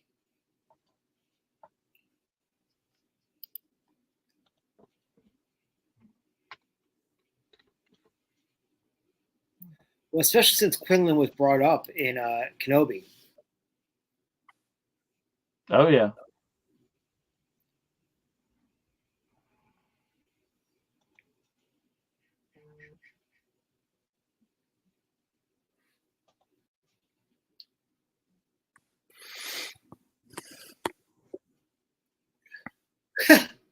It's not Ahsoka.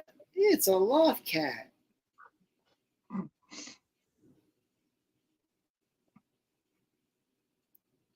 Foreshadowing. Oofa.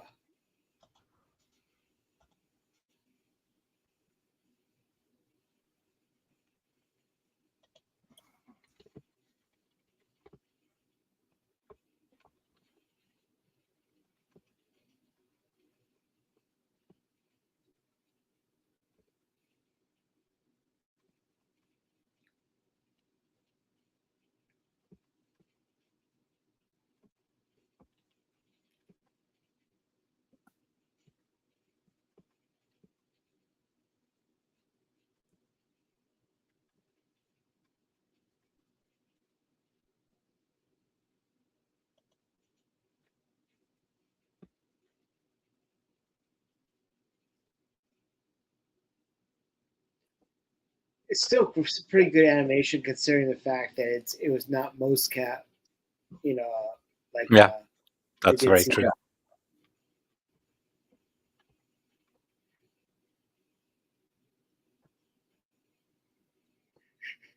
Oh.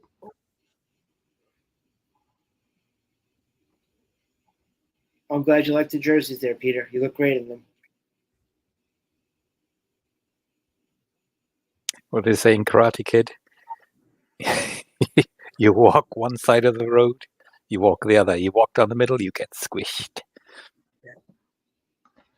There you go.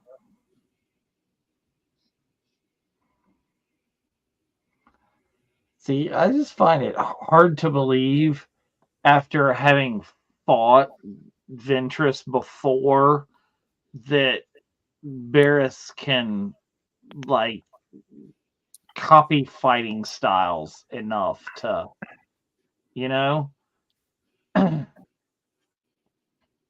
is this should not fool Ahsoka. And you would assume, as good of friends that Ahsoka and Barriss are, that they would have sparred together before. Right.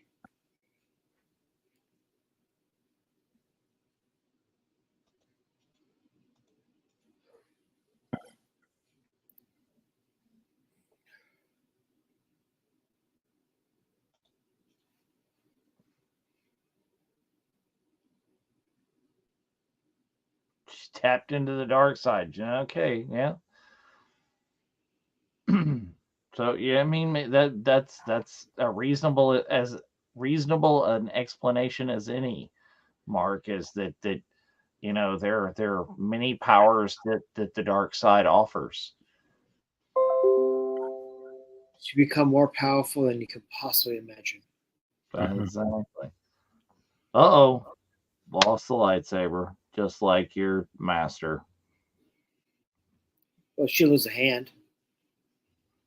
Nope.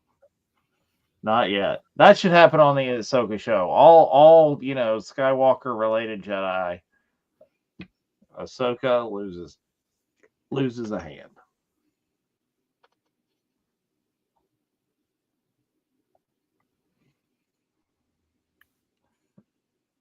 Uh-oh. Putting two and two together. Wolf is not playing. It's like Blaster.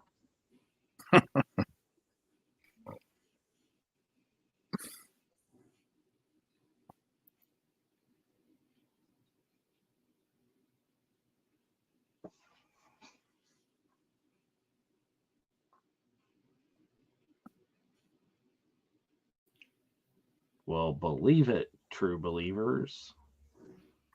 What are those ships? Have we ever seen those things before?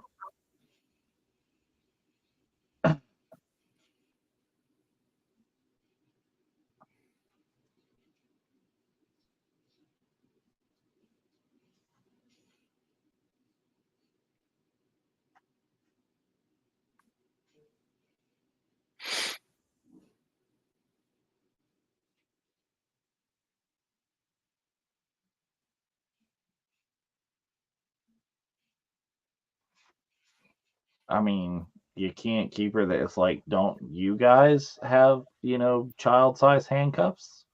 Ahsoka looks up and said, "The big blue doe eyes, they're red." Dun, dun, dun, dun, dun, dun. All right, we're going to next episode in 15 seconds. We'll go to the last episode of the night, episode 20, The Wrong Jedi. Ooh, I got a commercial up for the Ghost. Ooh. Ooh. It's subliminal, I'm telling you.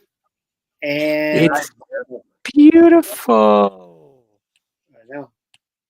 And if you watch the Hasbro release of that from San Diego, right behind the person doing the demonstration is John Keanu. Yes. I saw that. Yes, that's right. I'm like, wait a minute, there's John right there with his phone. Grab it. I didn't see that footage first. I saw John's footage first, not the Hasbro footage.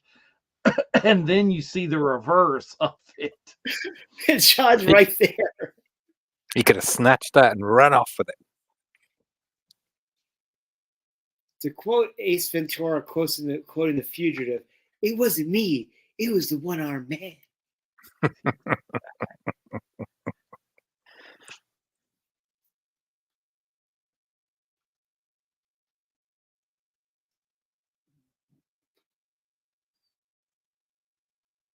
He must stand trial.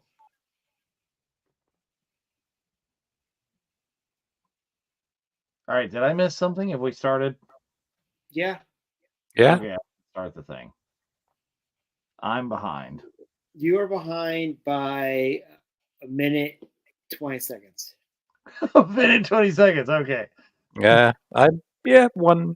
Jeff is never going to trust me to do his job again. Hey, very near to me.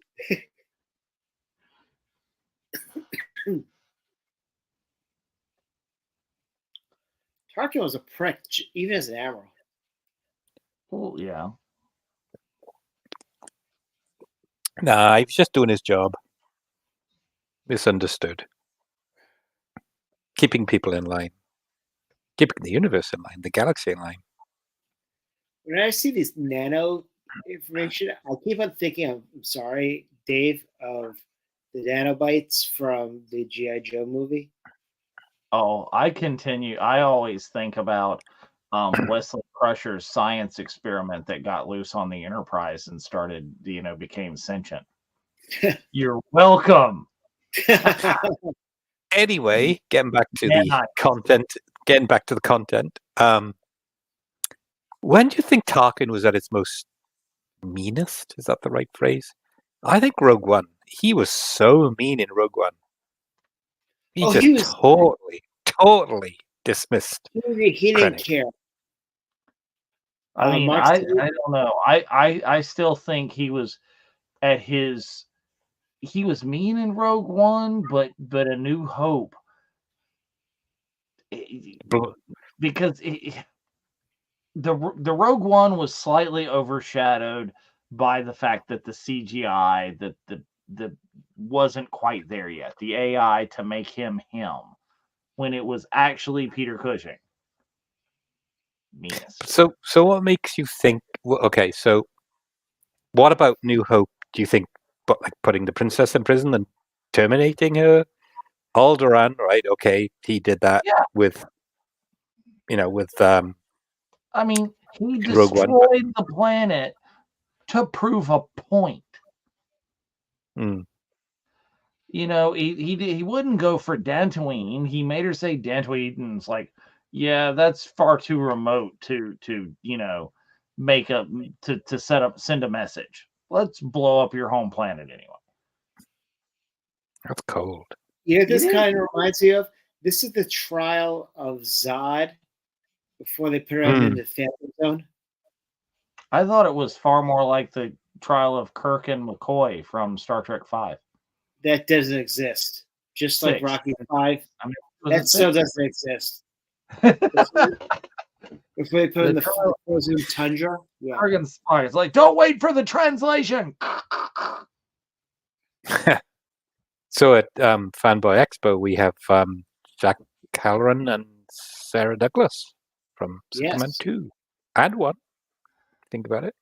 That's right, Anthony. He was the meanest when he was wearing his bunny slippers.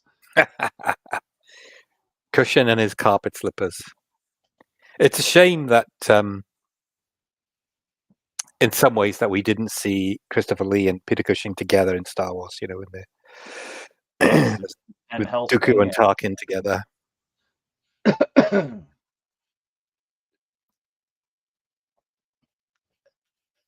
And this whole trial thing, to where you're sitting at these things up above them, this just makes you look like villains.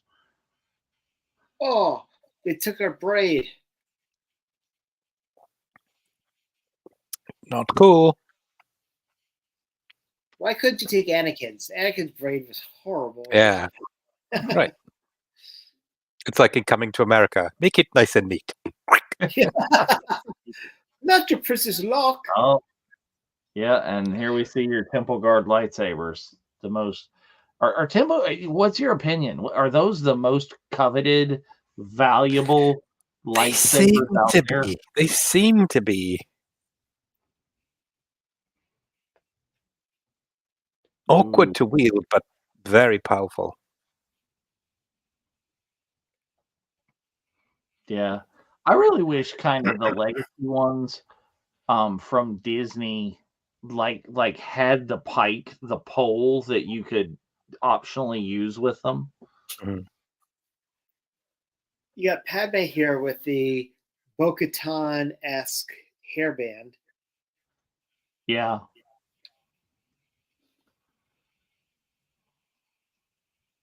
It's like, I know we love Padme, but Padme's a Senate. Padme's not a lawyer. Maybe you need a real lawyer. I think you might need a lawyer. Hi, my name is Lionel Hutz. Exactly. That's the guy you need.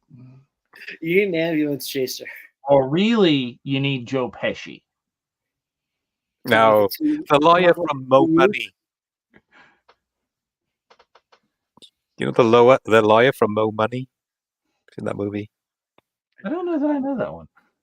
Speaking of Joe Pesci, Steel City Comic Con is this weekend as well, and Marissa Tomei is signing there. Ooh. There's- Send in there's- that my biological tick clock is ticking like. So in Mo Money, there's a lawyer called the Reverend Pimp Daddy that represents Damon Wayans, and he's referred to as the propaganda of the courts. Oh, there you go. The two youths. Yes, Anthony. He can come in and represent Ahsoka and Barris, representing the two youths.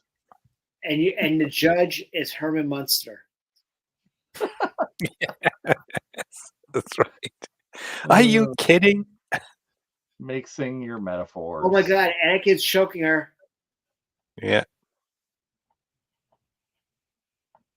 Mm-hmm. It's like everybody's so surprised when he turns on the younglings. There were signs, people. There were signs. The women and children.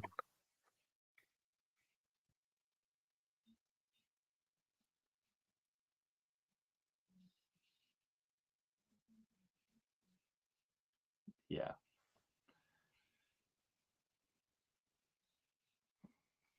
How dare you compare yourself to Ahsoka?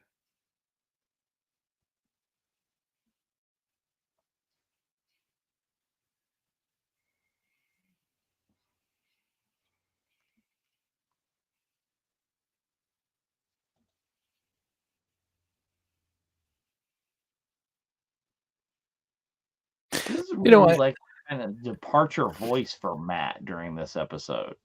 Right. He You know- really. I was wondering the same. One other thing about Anakin, real quick. If you think about it, right, being brought up on Tatooine, not sure maybe accurately what age he left at, but whatever.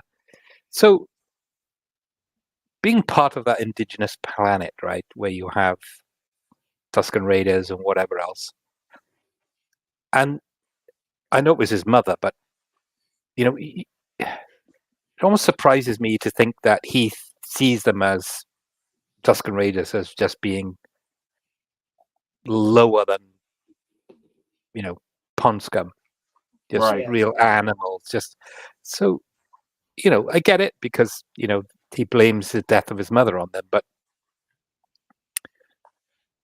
you know, his reaction to that whole thing is like, they're just animals. They're nothing. They're just. Ugh.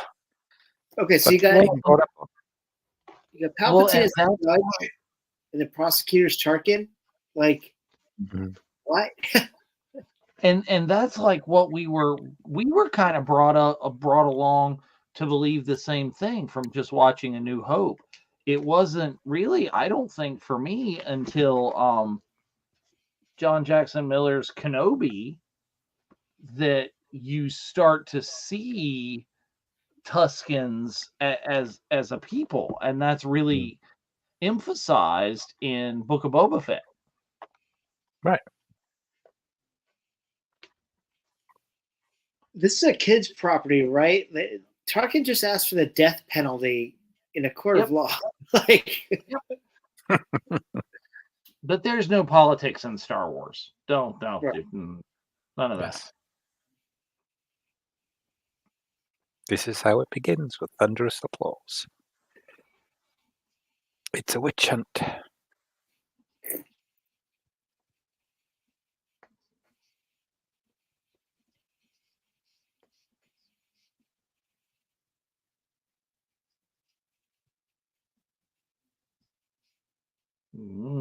Are you? Oh, I think Ventress has a thing for Anakin. I thought Ventress had a thing for I Obi. think the other way around. Ooh.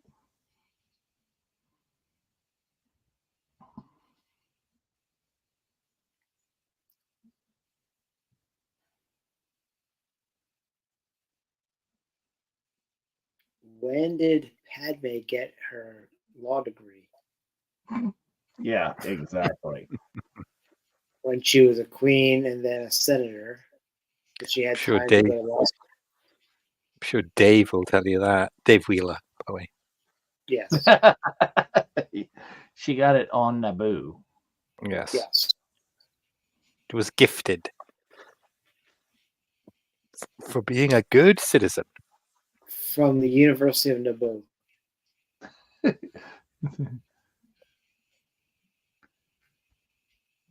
Uh-oh. And then Tarkin just comes in. Yeah. Well, like I said, what chances do you have when you have Palpatine as the judge and your prosecutor is Tarkin? And I have a problem with Palpatine in this animated series. Sorry. It's Yoda and Palpatine. They're off. Yeah. Well, yeah.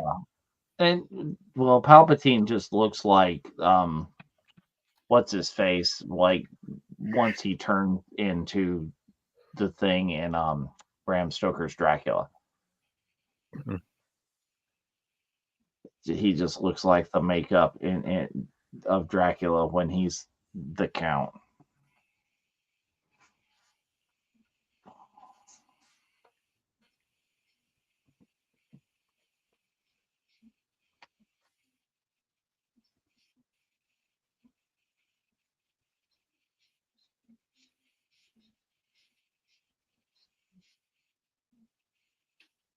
I'd love to hear what Hayden and Ewan think about these series. I don't think we've really explored that, or it's not really been talked about.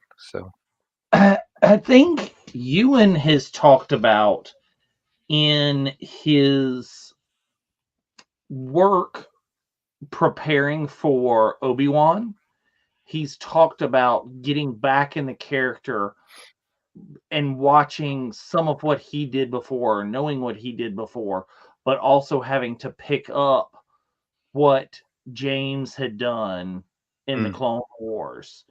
So he's imitating James, imitating him, and then advancing it a little bit and making it older, but also then transitioning that work to the work of Stephen Stanton and Alec Guinness. that makes sense.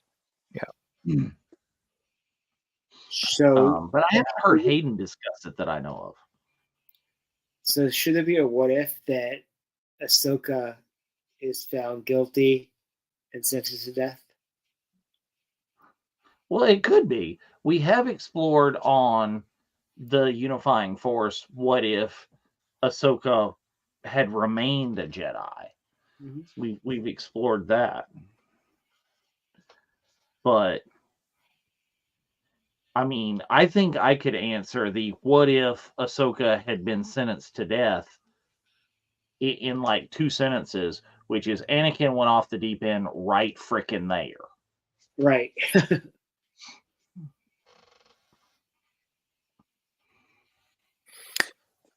So, not so much a question, but a statement. Like, why doesn't so? If you think about Obi-Wan and how, well, I don't know, but if Obi-Wan is that close to Anakin and can feel Anakin's hate and fear or whatever, why is he not sensing via the Force that he's in trouble right now? With this Yeah, so lightsaber a power? lot of that gets convenient sometimes. It's like, the plot holes and plot stories is, in some movies and shows, they feel that disturbance from another planet or another part of the galaxy, and sometimes they just get so involved with their own self that they don't feel it like 2 rooms away. So Anakin is flying with a lit lightsaber around Padawans, around younglings. Uh-oh. Nope. Oh, there was the big accident. Oh, no. Well, technically, he's kind of almost fighting a youngling with a...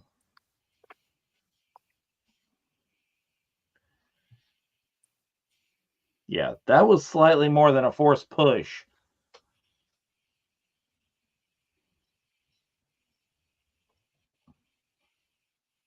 Well, here's the thing too: is what if Anakin had rolled in with Barriss like a minute and a half earlier? He just called him Master Skywalker. There are too many of them. What should we do?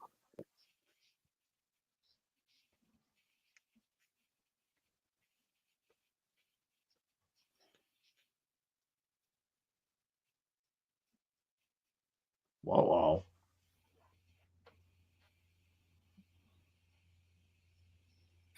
It's nice to see of the. I saw some clips earlier on today about the excitement, I guess, if you like, of the role of Chopper coming up in Ahsoka. Oh yeah. So that'd be cool to see. See, I think that's one of my Live action Chopper. few disappointments about the Ghost HasLab is that it appears that Chopper's not removable, that he's just like half stuck in the It's Phantom. the Kenner 77 R2 from the X-Wing. By the way, sorry to change the subject. Why do we always see a token Rhodian, right? Why is a Rhodian involved in, I don't know, a trial or in a bar or being captured? They just get around, I guess. Well, it's like Twi'leks. There's just, everything. There's a Twi'lek in the background, everything. But I think the Rhodians get into sticky spots, whether it's a trial or being captured or shot. Oh, look at this. This is like one of those, like, moments. And Ahsoka decides to pull a half-baked on the council. Eh? We would like you to come back. Well, guess what? F you, F you, F you. Anakin, you're cool. F you. No. Well, and she really just even cheesed with Plo Koon, which we've never seen that I know of. We haven't seen the backstory of them, because he's was her initial. He brought her into the deal, right? Yeah.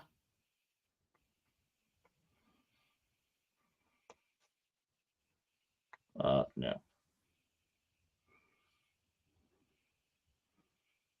Close his hand. No.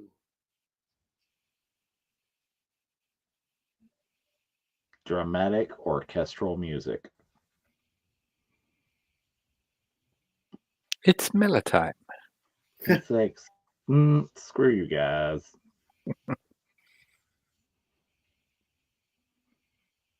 We're so sorry. Boom. Negative. Incorrect. I am out. Excuse me, I'm going home. Exactly.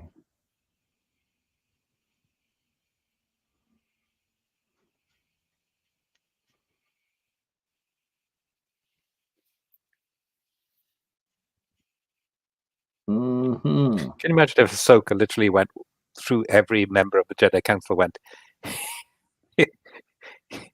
your horns are ugly. Your head is too high. And you Smell of elderberries. take this back. I didn't mean to take it away.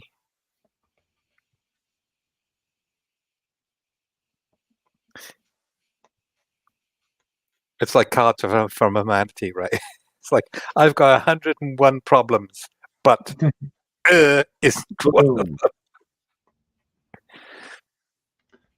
But I do love the spectacle that the director of this makes of this, because we don't have this scene in the little bitty council chambers. We don't have this scene while she's coming down the hall. We wait till we're on this big dramatic landing platform with just miles of sky in the background. And that's when we have this big conversation. Mm-hmm.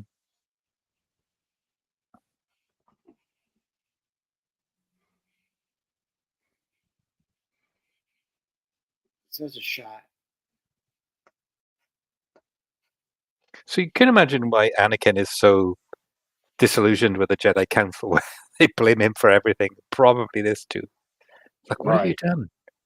Well, and this whole deal is like, she's like, I know about wanting to walk away, and she's like, I know. It's like, it's almost like, because of Padme, and she's like, yeah, we all know. What was that? What was that meme? How many of you know that Anakin is sleeping with Padme? Put your hand down, Anakin. Exactly. Well, we Great are episode. one more week of the watch along until we get to start watching Ahsoka, which means next week we are in live action, people. Live action. So Can't wait. It's going to be amazing. Chapter 13 of The Mandalorian, and I believe the episode of Book of Fett as well. But very excited about that. But John, it's awesome to have you back with us. Yes. Here for Ahsoka. Thoroughly enjoyed. Thank you very much. It was just this is so thrilling to have this lead up to the live action season of Ahsoka. Can't wait. That season Ahsoka is the number one thing I've looked forward to since Anaheim in 2022. So can't wait for it. It's going to be amazing. But thank you for all the great warm feelings. I'm back and I'm loving what we do. Thank you. Loving it. Dave, what we have coming up? I'm getting really excited for the Ahsoka show. As I've been like looking at my calendar going like, oh, it's that soon now. We've been waiting. It seems like, the Summer of Snips has gone on forever. Like Andor and then some. Yeah, like Andor and then some. There is just so much hype for it because there is so much great Ahsoka content. And I really, really, really, really hope that a lot of fans who haven't necessarily watched the animated stuff and that don't know much about Ahsoka go and hit at least some of this before the show. Okay. Yeah. Because that's all summer. Right. Is you could have been following us and finding that out. If you're here, you've heard that. Is don't be that person like I'm going to have to sneak and watch it the first time without people in my house. So I don't have to be that person explaining it every single time. Oh, this is because like before, and she's not a Jedi and she did a thing, but then she became the fulcrum. And I don't want to be the guy with the blackboard meme. Yeah, you're going to be. You're the proverbial teacher. Yeah. Awesome. If you haven't watched the Clone Wars, watch it before Ahsoka, please. It'll help you immensely.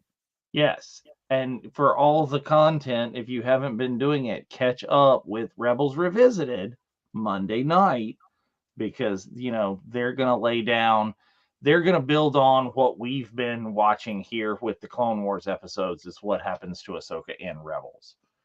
Absolutely. And Daughters of the Galaxy is coming. It's this week. This coming week. Yeah. This coming week is Daughters of the Galaxy is going to do their huge, big, large, deep dive on Ahsoka Tano. Yeah. Great show. Don't miss it. And are we going to find out where the epilogue from Rebels actually fits into canon finally? We're gonna yes, because the mural has been so prevalent lately in London and San Diego. Yes.